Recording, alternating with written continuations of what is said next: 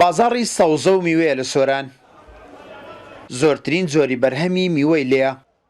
کڕیاری زۆر لە تەواوی سنووری ئیدارەی سۆران ڕوو لەو بازاڕە دەکەن. بەڵام هیچ میوەیەکی ناوخۆ لەو بازاڕە نییە، هەمووی هاوردەی وڵاتانە. لە کاتێکدا بەدەیان هەزار دۆنە زەوی گونجاو هەیە بۆ بنیاتنانی خانووی پلاستیکی و بەرهەمهێنانی بەرووبوومی ناوخۆ لە وەرزی زستان. ئەگەر خانووی پلاستیک بێ لە وەرزی زستان پێگومان خانووی پلاستیکی پێویستە.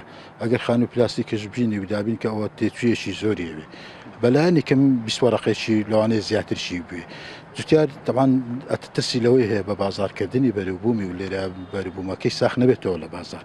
ترسی هەرە زۆری ئەوێ هۆکاری هەرە گەورەیانی بە بازارکردنەکەی بەڕاستی لێر نەبوون پاڵپشتێکی بەقوت بۆ هەم لایەنی کشتتوکاڵ و لە ئەو جوتیارە زەخمانەی کە لە مەسەرەن سنووری مەکار دەکەن خانووی پلاستیکی لە سنووری سۆران وا دەکات کە ئەو بەربوومانە بە ڕێژەیەکی بەرچاو بەرز بنەوە کە ئەوەی مەسەرەن ئەو بەربووم بازارانێک کە لە بازار هەن زیاتر هی دەرەوەی کوردستانن لەبەر ئەوەی دەوڵەتانی دراوسێمان گرنگێکی زۆر بە خانووی پلاستیکی دەدەن بەوەش کە کۆنتترۆلی بازاری ئێمەیان کردیا.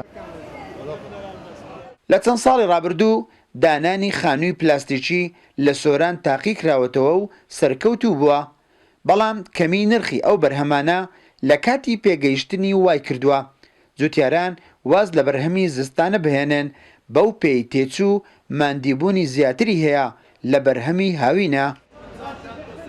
بەس احتیمادی کولیان لەسەر ئەوەیەکەوە دانە پۆشراوە بەرووبوومی کشتتوکاڵی دانە پۆشراوات ئەوانەی کە لە هاوین دەچیندرێ ئەوان بەرەندێنن بۆ ئەوەی بتوانین کەوا لە وەرزی زستانیش کەوا ئیشان هەبێت و کاری زووتارەکەن پێویستە خانووی پلاستیکی دابمەزرێنن ڕووبەری گونجاو بۆ ئەوەی شیاوە بۆ زووتکار بە بادێمی و بە ئاوی بەراویەکەیەوە 2746 دۆنمە و ڕووبەرێکی زۆریش بە ڕەزی دێمدا چێنراوە نزیکە 600 دۆنم دەمێت هەروها ڕووبەری باغداریش زیاتر لە 100 دۆنم دەبێت.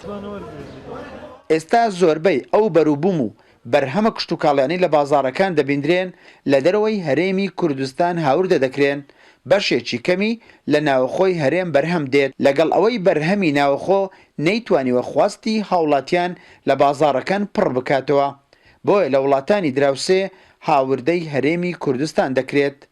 ئیسماعیل عوسمان، کورسات نیوز، سۆران.